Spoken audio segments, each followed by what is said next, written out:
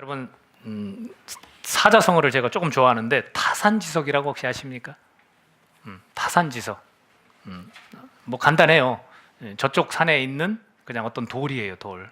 그래서 그것이 어떻게 보면 쓸모없는, 다른 산에 있는 돌이 뭐 쓸모 있겠어요? 근데 그 다른 산에 있는 그 돌이 자기의 구슬을 가는데 소용이 된다는 뜻이에요. 그래서 다른 사람의 뭐 하찮은 언행일지라도 자기의 그 지덕을 연마하는데 도움이 된다는 그런 말입니다.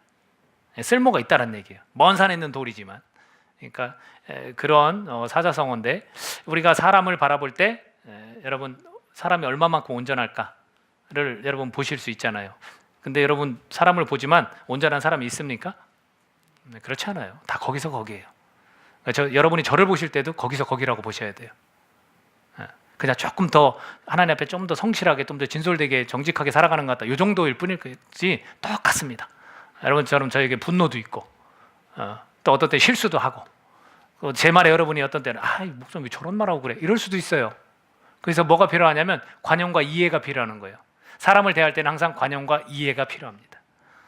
부족하기 때문에 그래요. 모두가 다 부족한 거죠. 그 부족한 부분이 있고, 그 중에는 회복이 필요한 사람이 있습니다. 그래서 공동체 내에서 어떤 상처를 입은 사람이라면 우리가 주의해서 그를 위해 기도하고 좀 이렇게 잘 대할 필요가 있어요.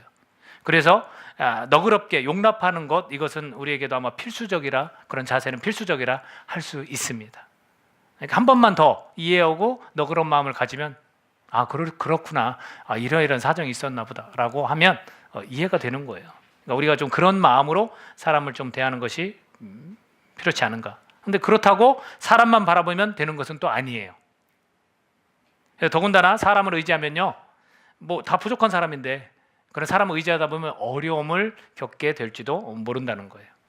그래서 교회 지도자의 부족함을 꼭 여러분 그거를 받아들여야 돼요. 완벽한 사람으로 보면 절대 안 돼요. 실망해요. 저는 그래서 대놓고 이야기하는 거예요, 여러분께. 저는 정말 부족하고 항상 하나님 앞에서 좀 더 예수님 닮으려고 노력하는 사람일 뿐이에요. 다만 하나님 이렇게 세워주시니까 말씀을 전하는, 그리고 여러분을 돌보고 여러분에 대해서 기도하는 그런 역할만 하는 그런 사람이에요. 이것을 꼭 우리가 기억했으면 좋겠습니다. 오늘 본문에서 등장하는 사람들을 우리가 살펴보면 깨달음을 얻을 수 있어요.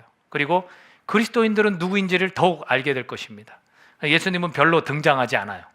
우리가 읽었지만 예수님은 별로 등장하지 않습니다.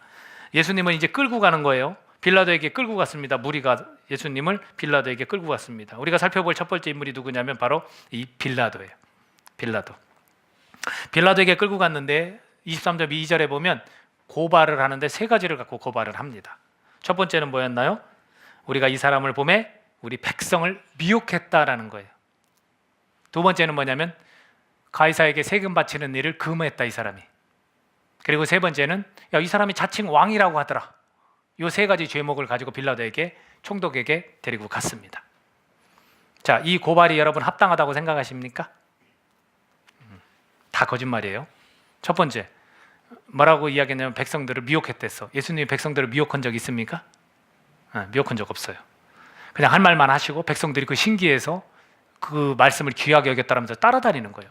그리고 사람들을 병자로 고치니까 그냥 그게 궁금해서 따라다니는 사람도 굉장히 많았단 말이죠. 때로는 그 사람들을 피해서 도망간 적도 있어요, 예수님이. 왜? 임금 삼으려고 하니까. 정치적인 인물로 세우려고 하니까. 그러니까 백성을 미혹한 게 아니에요. 자기 할 일만 하고 다니셨어요. 그리고 백성을 오히려 이롭게 했어요. 병자들을 고치고 이 마음에 상처 있는 사람들 회복시키고 구원받았다라고, 내 믿음이 너를 구원했다라고 이런 말씀하시고 그랬지. 백성들을 이거 모여봐, 내가 진짜 좋은 나라를 만들어줄게, 뭐 이게 미혹이죠, 그렇죠? 근데 그런 적이 없어요. 그러니까 이건 거짓이에요. 두 번째, 가이사에게 세금 바치는 것을 예수님이 하지마, 그런 적 있나요? 그러지 않았어요. 하나님의 것은 하나님께, 가이사의 것은 가이사께 주라고 그랬어요. 그러니까 마땅히 그리스도인의 의무를 다하라고 분명히 말씀하셨어요. 그러니까 이것도 거짓말이에요. 세 번째, 자칭 왕이라고 하고 다니셨을까요? 그렇게 언급하신 적이 없어요. 그냥 하나님의 아들이다, 나는 그분이 보냈다, 이런 표현만 썼지 왕이라는 표현은 쓰신 적이 없어요. 오히려 임금 삼으려고 할 때 도망가시는 거죠. 그러니까 자칭 왕이라고 하신 적도 없어요. 자기들이 수세에 몰리니까, 이 많은 사람들이 그를 따르니까 지려 겁을 먹고 저러다 유대인의 왕이 되겠다, 이렇게 사실은 여기고 그렇게 갖다 붙이는 거예요. 근데 이제 빌라도가 여기서 신경 쓴 부분이 하나가 있어요. 어느 부분에 신경을 썼어요? 왕에 관한 부분이 걸렸는지 질문을 합니다. 뭐라고 질문을 합니까? 내가 유대인의 왕이냐? 그랬더니 예수님이 뭐라고 말씀하셨냐면 내 말이 옳도다. 이것을 헬라어로 표현하면 어떻게 되냐면 내가 그렇게 말했다, 이런 표현이에요. 그러니까 이제 참 지혜롭게 대답하신 걸 수 있어요. 왜냐하면 이건 긍정적인 표현이긴 해요. 내가 그렇게 말했다. 그러니까 실제로 이 말 속에는 유대인의 왕인 건 사실이다 라는 표현이 들어있음 동시에 네가 생각하는 왕은 아니다라는 거예요. 그러니까 빌라도가 생각하는 정치적인 현실의 왕은 아니잖아요. 그러니까 네가 그렇게 말했다라는 거예요. 이중적인 의미를 가지고 대답을 하신 거예요. 참 지혜로우신 거예요, 예수님이. 빌라도는 사실은 왜 네가 왕이냐라고 했을 때 정치적으로 현실적으로 우두머리냐라고 물어봤지만 그건 아니잖아요. 영적으로 볼 때 하나님 나라의 왕이고 이스라엘 믿는 자들의 영원한 왕이시잖아요. 이게 그거는 분명한 사실이라는 거죠. 근데 그것을 증명해 보이듯이 대답을 하신 겁니다. 무엇 때문인지는 잘 모르겠어요. 빌라도가 이 사실을 지금 예수님이 네가 그렇게 말했다라고 한 것에 대해서 예수님이 정말로 영적으로 하나님 나라의 왕이고 믿는 자들의 왕이다라는 것을 알았는지 몰랐는지 모르지만 죄가 없다라고 결정을 해요. 그 말에 빌라도가 대장과 무리에게 이르되 내가 보니 이 사람에게 죄가 없도다, 이렇게 말을 합니다. 곧 이어서 헤롯에게 보낼 기회가 와요. 조금 이게 지금 까다로운 문제라고 스스로 여기는 것 같아요. 죄가 없는데 이 사람들 난리 났네. 이거 내가 맡기가 조금 판결하기가 좀 어렵겠네 하는 쯤에 헤롯에게 보낼 수 있는 기회가 생기는 거죠. 왜냐하면 빌라도가 듣고 그가 갈릴리 사람이냐 이렇게 물었더니 그 갈릴리를 관할은 헤롯인데 하고 보내는 거예요. 보냅니다. 그리고 또다시 빌라도는 예수님을 또 만나요. 예수님을 또 만나. 왜냐하면 13절에 보면 다시 빌라도에게 보내집니다. 헤롯이. 그래서 예수님을 또 만나게 됩니다. 여러분, 이것을 볼 때 빌라도는 어떤 사람이냐면 참으로 아쉬운 사람이에요. 참 아쉬워요. 어떻게 보면 예수님을 좀 받아들일 만도 했는데 이런 게 보여요.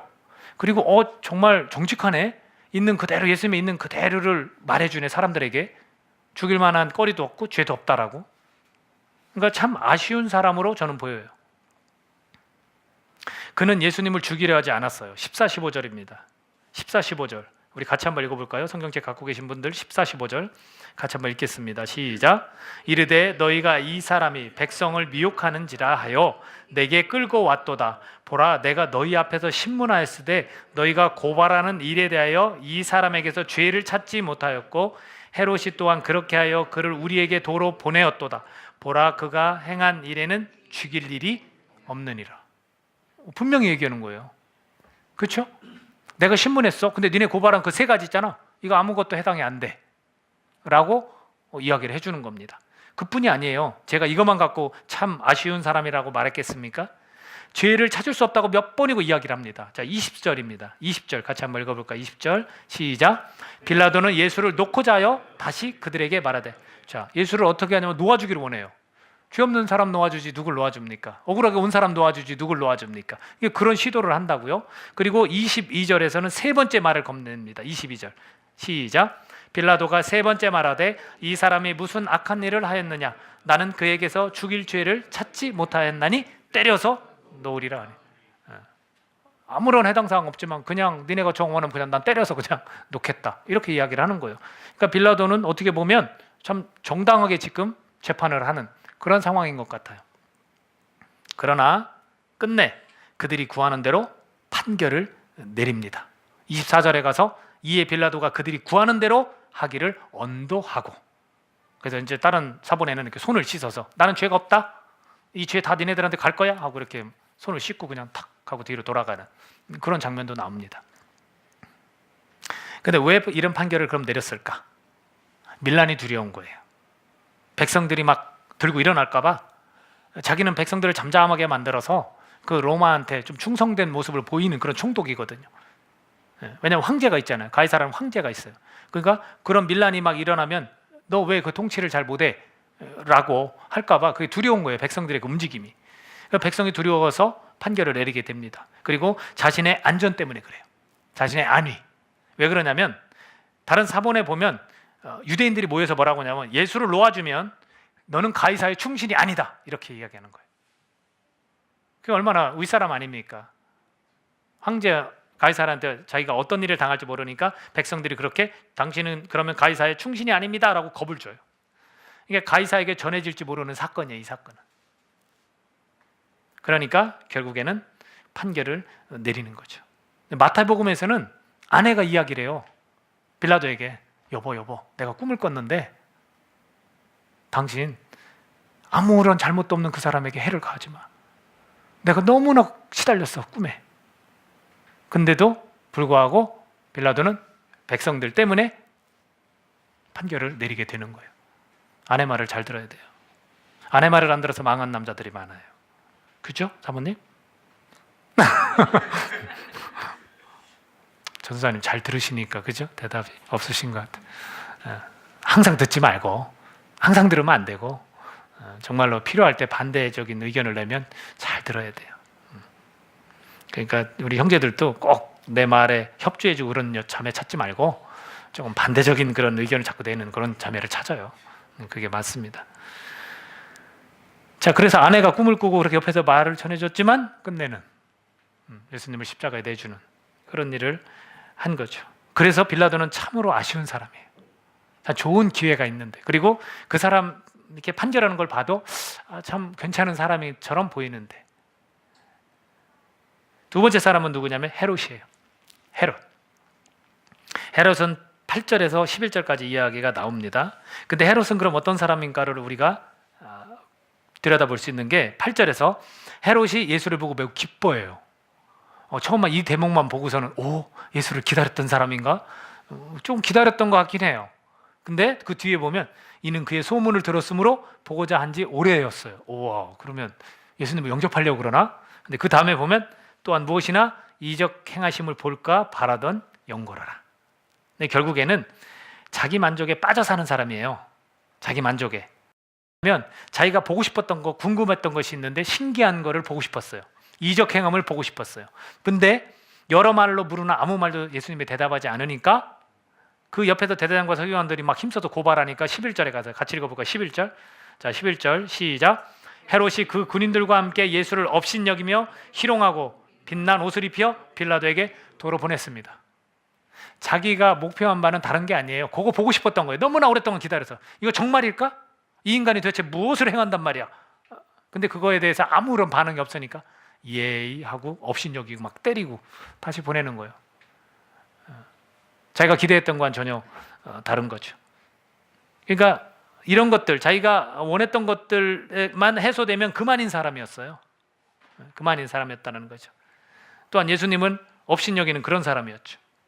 그리고 예수님을 자신에게 필요치 않은 분으로 그렇게 여기는 사람이었다는 거예요. 우리 주위에서도 아마 이런 사람들이 있을 거예요. 쉽게 말해 신앙으로 하나님을 이용하는 사람들. 없는 것 같죠? 있습니다. 자기의 욕망과 야망을 이루려고. 처음엔 그렇게 시작 안 했겠죠. 그러나 나중에는 그렇게 결과를 맺는 사람들이 한둘이 아닙니다. 충분히 그럴 수 있어요. 자기에게 필요한 거예요, 주님은. 그렇게 주님을 갖고 내가 원하는 대로 이렇게 안 해주시네? 그러면 소용없는 거지. 이분은 나에게. 헤롯은 약간 그런 사람이었던 거죠. 세 번째는 누구냐면 서기관들, 장로들, 대제사장들이에요. 즉 백성들이에요. 근데 전부는 아니죠. 전부는 아닙니다. 그러나 이 서기관들, 장로들, 대제사장들에 대해서는 충분히 복음서에서 언급하고 있기 때문에 이 사람들이 우리가 눈여겨봐야 될 그런 사람들입니다. 이 사람들은 누구냐면 잘못된 열정을 지닌 사람들이에요. 잘못된 열정을 지녔어요. 몇 구절만 계속 같이 읽겠습니다. 그러면 이 사람들이 단번에 누군지가 나옵니다. 2절, 23장 2절 먼저 읽습니다. 2절 시작. 고발하여 이르되 우리가 이 사람을 보매 우리 백성을 미혹하고 가이사에게 세금 바치는 것을 금하며 자칭 왕 그리스도라 하더이다 하니. 이거는 다 판명 났죠. 이거는 거짓 고발인 게 판명 났습니다. 5절 같이 읽습니다. 시작. 무리가 더욱 강하게 말하되 그가 온 유대에서 가르치고 갈릴리에서부터 시작하여 여기까지 와서 백성을 소동하게 하나이다. 그리고 10절입니다. 시작. 대제사장들과 서기관들이 서서 힘써 고발하더라. 아주 쫓아다니면서 고발합니다. 자, 그리고 18절 읽습니다. 시작. 무리가 일제히 소리질러 이르되 이 사람을 없이 하고 바라바를 우리에게 놓아주소서. 바라바는 누구냐면 밀란을 일으킨 사람이에요. 강도예요. 사람 죽인 자예요. 살인자예요. 근데 아무 죄도 없는 예수님 대신 그를 놓아달라는 거예요. 왜냐하면 총독이 1년에 한 번 죄수를 놓아주는 그런 관례가 있었거든요. 자, 21절입니다. 21절 시작. 그들은 소리질러 이르되 그를 십자가에 못 박게 하소서, 십자가에 못 박게 하소서 하는지라. 자, 23절 읽습니다. 시작. 그들이 큰 소리로 재촉하여 십자가에 못 박기를 구하니 그들의 소리가 이긴지라. 자, 마지막으로 25절 읽습니다. 시작. 그들이 요구하는 자 곧 밀란과 살인으로 말미암아 옥에 갇힌 자를 놓아주고 예수는 넘겨주어 그들의 뜻대로 하게 하니라. 이 사람들이에요. 이 사람들.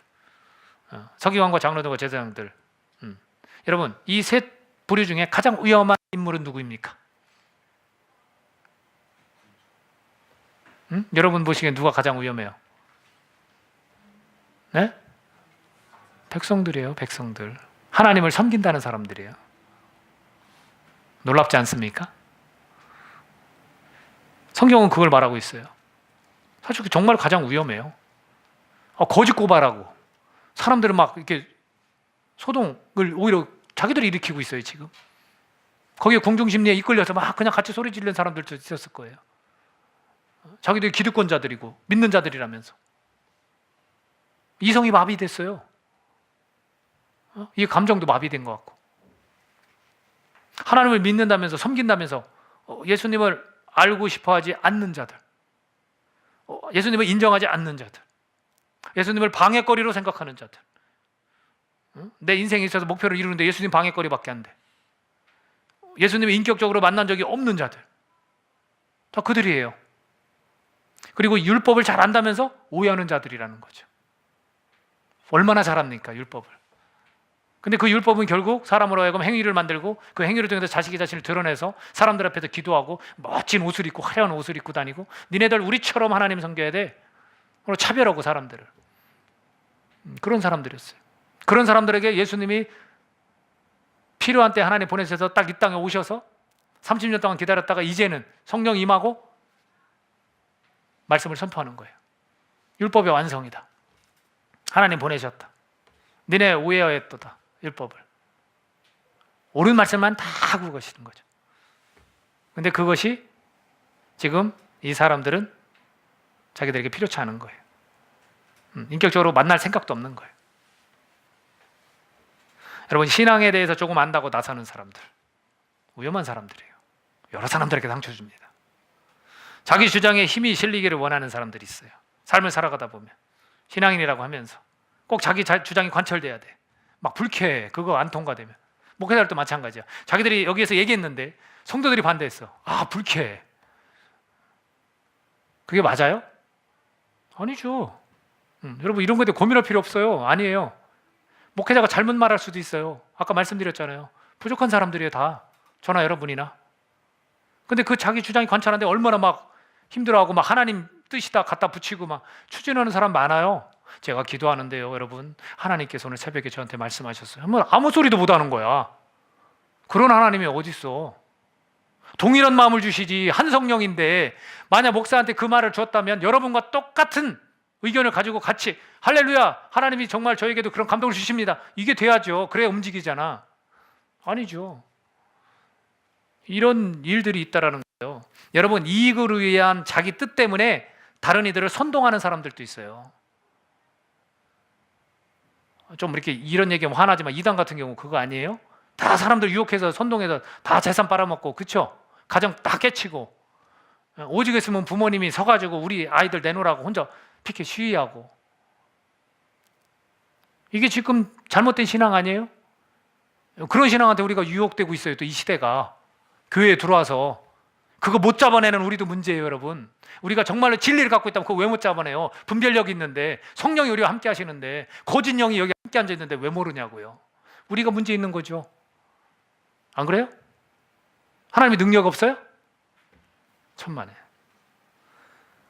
이런 사고를 갖고 이런 신앙의 행태를 보이는 사람들이 사실은 위험한 거예요, 여러분. 여러분 상처 어디서 받아요? 네? 사람한테 상처받죠? 교회 안에서 상처받았다고 말하잖아요. 너무나 아쉬워요, 그런 게. 여러분, 예수님이 지금 이런 터무니없는 사람들에게 무릎 꿇는 것 같죠? 그러나 개의치 않고 이걸 받아내십니다. 이걸 이겨내세요. 승리하신다는 말이에요. 왜냐하면 창세기 3장 15절에 보면 뱀에게 하나님이 이렇게 말씀을 하세요. 내가 너로 여자와 원수가 되게 하고 내 후손도 여자의 후손과 원수가 되게 하리니 여자의 후손은 내 머리를 상하게 할 것이요 너는 그의 발꿈치를 상하게 할 것이다. 예수님은 결국 여자의 후손이에요. 그렇죠? 그렇게 태어났어요. 여자의 태를 통해서 동정녀 마리아라는 표현을 하죠. 그러면 예수님 어떤 일을 하면 사탄 뱀의 머리를 박살내는 거예요. 그리고 예수님이 지금 십자가에 끌려가고 십자가에 죽으시는 거는 뭐예요? 발꿈치만, 고작 이 발꿈치만 상하게 되는 거예요. 사람이 발꿈치 다치면 멀쩡해요. 근데 여러분 머리 다쳐보세요. 침도 흘리고 바보짓 하고 그런 거 아닙니까? 머리가 얼마나 중요한지 몰라요. 근데 사탄의 머리는 박살내는 거예요. 그러니까 예수님이 보다 더 큰 하나님의 그 뜻과 그 승리가 있기에 묵묵히 이런 일도 다 참아내시는 거예요. 예수님의 그 하나님의 뜻이 이루어짐을 아셨고 그것이 승리한다는 것을 아셨다는 거죠. 우리는 예수님을 통해서만 하나님을 알게 되기 때문에 그분을 인정하고 우리가 믿어야 하는 겁니다. 요한복음 14장 6절에서 내가 곧 길이요 진리요 생명이니 나로 말미암지 않고는 아버지께로 올 자가 없다라고 표현을 하셨어요. 우리가 하나님을 알려면, 하나님의 뜻과 하나님의 마음을 우리가 알려면 예수님을 통해서만 가능한 거예요. 그러니까 지금 이 유대인들은 예수님을 통해서 하나님을 알아야 정상이죠. 근데 지금 예수님을 빼버리고 하나님을 안다고 합니다. 이게 잘못된 거예요, 여러분. 우리 신앙도 마찬가지입니다. 예수 없이 어디 하나님만 섬기면 말이 안 돼요, 여러분. 결국 이단도 간다는 거예요. 예수가 있다라지만 그 예수가 결국 사람이다 해서 교주들을 얘기해요. 그거 끝난 거죠. 엉터리인 거죠. 그러니까 신앙이라는 건 예수를 빼면 아닌 거예요. 위험한 거예요, 여러분. 그러니까 교회가 뭐라고 그랬냐면 머리, 예수 그리스도의 머리라고 그랬어요. 그리고 우리는 그 몸뚱, 이 지체들, 몸뚱아리다, 하나다 이렇게 표현을 한 거예요. 몸이 어떻게 따로 놉니까? 이게 얼마나 중요한지 몰라요. 여러분, 신앙인은 예수님을 바라보는 일이 전부가 되어야 하는 거예요. 그래서 강단에서 다른 이야기 하는 게 아니에요. 대부분은 다 이 말씀 가지고 예수 그리스도, 성령님, 하나님 이 삼일체 하나님에 대해서 우리가 막 이야기를 하고 들어야 되는 거예요. 오늘 이 자리에서도 우리는 예수님을 더 바라봐야 된다. 그 도전 받으셔야 돼요. 예수님이 나의 바라보는 전부가 되어야 한다. 이걸 깨달으셔야 된다는 거예요. 여러분 히브리서 12장 2절에 보면 온전하게 하시는 이 예수를 바라보자. 이 부족한 자들을 온전케 하시는 분은 누구십니까? 예수님이에요. 그렇기 때문에 우리가 바라보아야 한다는 거죠. 사람 바라보세요, 여러분. 실망하잖아요. 지치잖아요. 배신하잖아요. 내만 같지 않잖아요. 그건 주님은 안 그렇다니까요. 예수님은 우리가 바라봐야만 그 속에서 행복이 있어요. 기쁨이 있고. 그리고 나를 그분이 온전케 만드시는 거예요. 저 사람도 그분이 온전케 만드시는 겁니다. 우리에게 정죄가 있어요, 없어요? 없어요. 저 사람이 잘못했다 그걸 정죄합니까? 없죠. 주님을 저 사람도 바라봐야 그 사람도 온전케 되는 겁니다. 근데 내가 온전케 만들어요? 아니죠. 우리가 이걸 좀 오늘 기억했으면 좋겠습니다. 이거에 있어서 어느 누구도 빗겨나갈 사람은 없습니다. 정말 온전해서 예수님이 필요치 않은 사람이 어디 있습니까? 있어요? 없는 거예요. 이 세상에 인간 중에서는 아무도 없는 거예요, 여러분. 여러분, 거짓으로 단정 지으려 해도 되지 않았어요. 예수님께 죄가 있거나 온전치 못한 분처럼 예수님의 말씀을 떠올려 보면 항상 동일한 말씀을 하셨고 흔들림이 없으셨어요. 예수님은 하나님의 아들이시고 구세주다. 너희를 구원한 구원자다. 여러분, 어둠의 때는 잠시 잠깐이지만 우리는 이기는 싸움을 하는 자들이에요. 어둠은 더 이상 예수님을 믿는 자들의 생명을 사망으로 이르게 하지 못합니다, 여러분. 기죽지 마십시오. 하나님의 자녀들은 기죽으면서 사는 사람들이 아니에요. 마음을 열고 당당하게 사는 사람들이에요. 남을 정죄하는 사람들이 아니에요. 넓은 너그러운 마음과 관용으로 이해하는 사람들이에요. 다만 우리가 자신 있게 말할 수 있는 건 딱 하나밖에 없어요. 예수 그리스도가 당신에게도 필요합니다. 당신을 구원하는 사람 예수 그리스도밖에 없습니다. 당신이 바라봐야 할 사람 예수 그리스도만이 당신이 바라봐야 될 전부입니다. 이거는 우리가 떳떳하게 이해할 수 있어야 된다는 거죠. 다른 거 어디 나를 드러내고 어디 내가 뭐 얼마큼 똑똑하고 얼마큼 잘나서 얼마큼 신앙이 좋아, 이거 다 엉터리예요, 여러분. 그 마음과 생각까지도 다 감찰하시는 그분인데 하루에도 수십 번 엉터리 생각하는데, 내가 세 부류 중에 하나라면 빨리 믿음으로 승리하기 위해서 방향 전환을 여러분 하셔야 됩니다. 여러분 턴하십시오. 그러나 이 세 부류 중 하나가 그리스도인이 아니라는 사실을 꼭 기억하세요. 한 부류를 더하면 바로 그들이 그리스도인입니다. 이 한 부류는 누구냐? 다른 것이 아니라 바로 예수님이 전부인 사람들, 그들이 그리스도인입니다. 그게 저와 여러분입니다. 다른 것 바라봐야 다 실망하고 낙담하고 좌절합니다. 주님 바라보면서 주님이 승리하시는 것을 바라봤듯이 우리도 승리하는 사람들이라는 것. 아무리 나를 괴롭히고 나를 유혹하고 미혹해도 내가 거기에 넘어가지 않는, 주님을 바라보는 사람이라면 그러지 않는 사람, 그리고 내가 주님으로 더욱 온전케 되어지는 그런 사람이라는 것, 나는 그리스도인이라는 것, 이것을 놓치지 않기를 예수님의 이름으로 간절히 축원합니다.